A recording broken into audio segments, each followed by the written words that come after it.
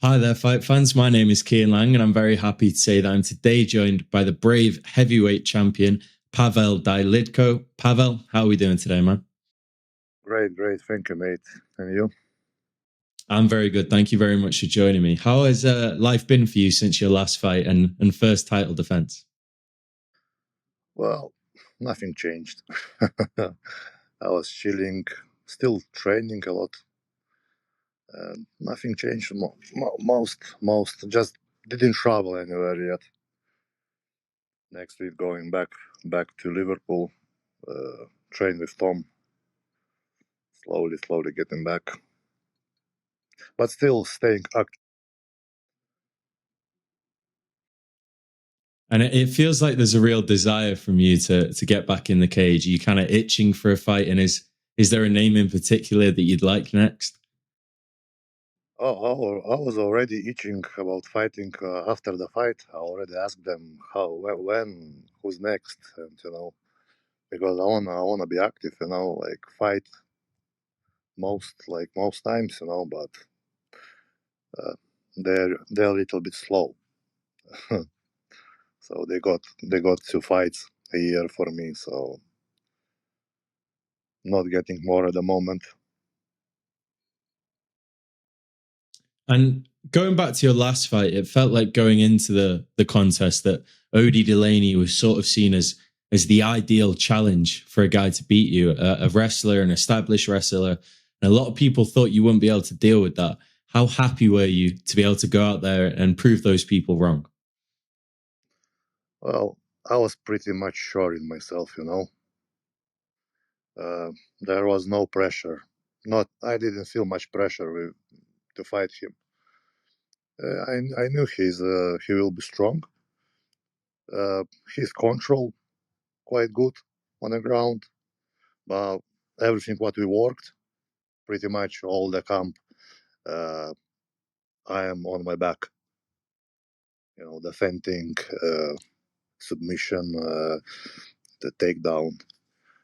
I defend his takedown, but he caught me like with that tricky judo thing. I didn't Yeah. expect that. So, but yeah, did it. Well, I expected it gonna be like a harder fight. And my condition was very good. Um, yeah, after Thailand, I was feeling very good. Uh, I could go like plenty of rounds. I wasn't getting tired, and I saw after the first round he was gassed, and I was feeling fresh. You could definitely see that on the screen that you were the fresh of the fighter, despite the fact that the first round had taken place really in his element. So that was really impressive to see. And I wanted to Honestly, ask you as well about. honestly, Sorry, go on. honestly, I should be more tired than him because I should do more. Like I was doing like more work to defend, but he was like trying to finish me quick. He was like that those submissions and takedowns. He was like giving all his 100% in all of that. I was just he was like on me. I was talking to him. I was chill, talking to him like, "Oh, nice control, mate," and he probably was getting like pissed. That would definitely get in your head if you were the fighter. And I really wanted to ask you about those positions because most people were saying that if you got into those positions like Mount on your back, I mean, you were flattened out at some points that you wouldn't be able to defend. And it never really got that close to a finish because of how good you were defending on the ground. Is that Yeah, just down to the work with guys like, I mean, Phil DeFries is, in my opinion, the best heavyweight grappler in the world. And I'm yeah, sure yeah. working with a guy like that will help a lot. Well, yeah, that's 100%. 100% helped a lot, you know, and strength. There's more strength. I knew I'm physically will be stronger than him, and that's you saw the result. He couldn't do anything. Well, he's black belt, BJJ black belt. So you know, I know he's a wrestler as well. So most when I was fighting like the last one was Dubela. He's I think brown belt, but his wrestling not really good. So he's better on like BJJ. So with BJJ guys, it's more easy because they don't have that control on the ground. And Odi, he had control. He had wrestling. He had a wrestling control. The BJJ, everything. But still, I think in his place, they didn't play conditioning. His conditioning. It's such a key part of MMA. And I mean, Yeah, looking at your career now, of course, your first fight in Brave was a tough loss to a really, really strong opponent in Shamil Gaziev. And since yeah. then, you're 6-0 in the organization, 6 knockouts. Where have you been able to find this confidence and this momentum? Well, probably because I started to train with all these guys. With Aspinall, Phil, all that group. That makes a lot of confidence, because when you train with the high level guys, you know in what place you are, and what level you are. Even if I still getting beat there, I know, you know, in the trainings I am worse than in fighting. You know, when I'm fighting, I'm different, but in the trainings we're like humble, like respect. We're not killing each others, we're learning, and that gives a lot. You show yourself in the fighting. Yeah, it's so interesting that you mentioned that because I've spoken to Modestus from that gym and James Webb as well, and they both said the exact same words that it's Yeah, such a humble environment and yeah, everyone really wants to help each other.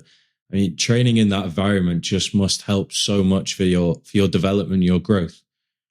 yeah. Because well, imagine if you're going spar and you just killing each other, like you are not learning. When you got beat your head, and you are not learning in that. You're just defending or getting beat. But when you're getting that slowly with the humble, like with the respect, it's different. Even I,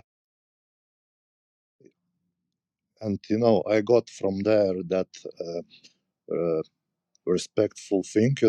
When I'm going to other gyms and spar there, I do the same. But in other gyms, it's some of them different. I was in Thailand, and there was like we went. There's like big mat, and probably like 30, 40 people on the mat, and all they're sparring, and you're just changing. Some little guys coming like 60 kg, trying to kick the shit out of you.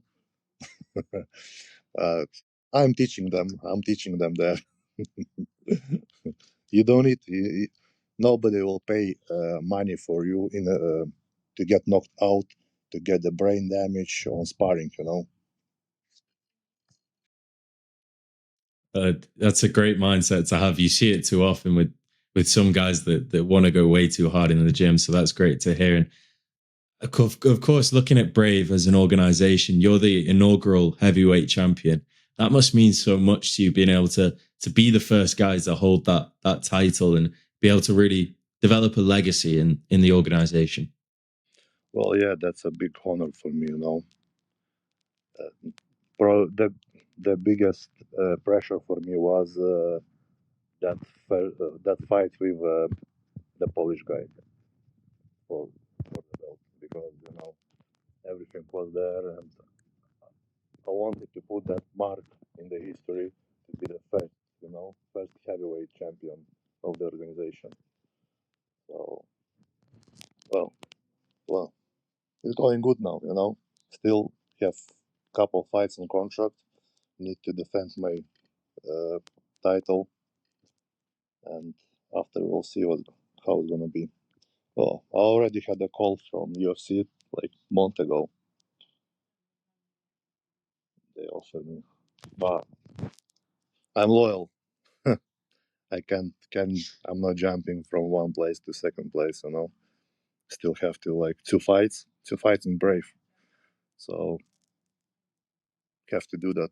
You know, have to finish the contract, and we'll see. We'll see what next. Well, that would be very exciting to see what options you have on the table. I'm sure there's going to be not only just the UFC offering you at that point. So that'll be an exciting time. And I think the final thing I wanted to ask you about was you seem to start this sport very, very late on in your life. I mean, a lot later than we're used to seeing world champions be. Can you talk about that and talk about what led you to this sport?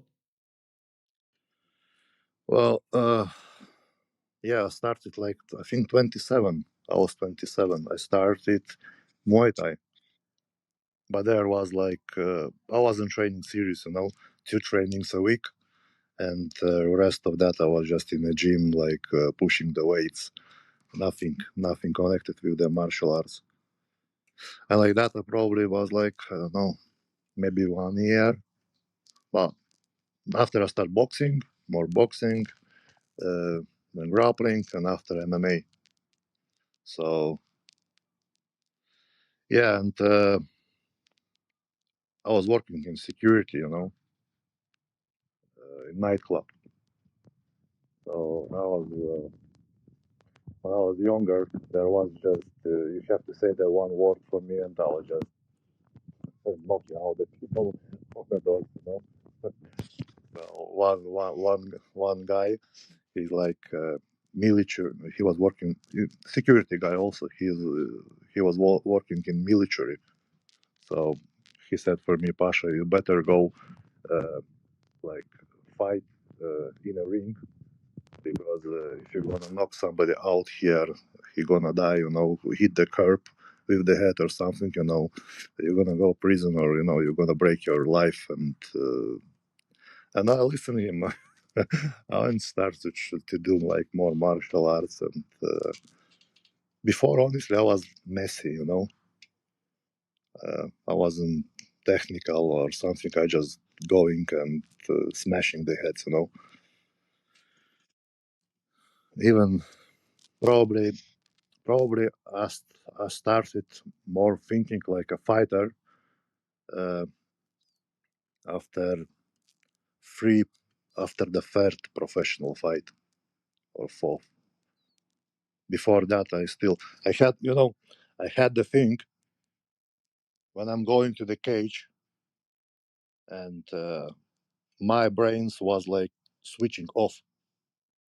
I couldn't hear anybody. Mm. I was going like a tank, just front. And after the probably 3 fights, I start more thinking like a fighter. Well, it's really paying off for you now. 10 wins, 10 knockouts. I can't wait to see what the next fight holds and what your future holds in general. So thank you very much for your time, brother. And I'm Sure. really looking forward to the next one. Yeah, yeah. See ya, bro. Thank you very much, Pavel.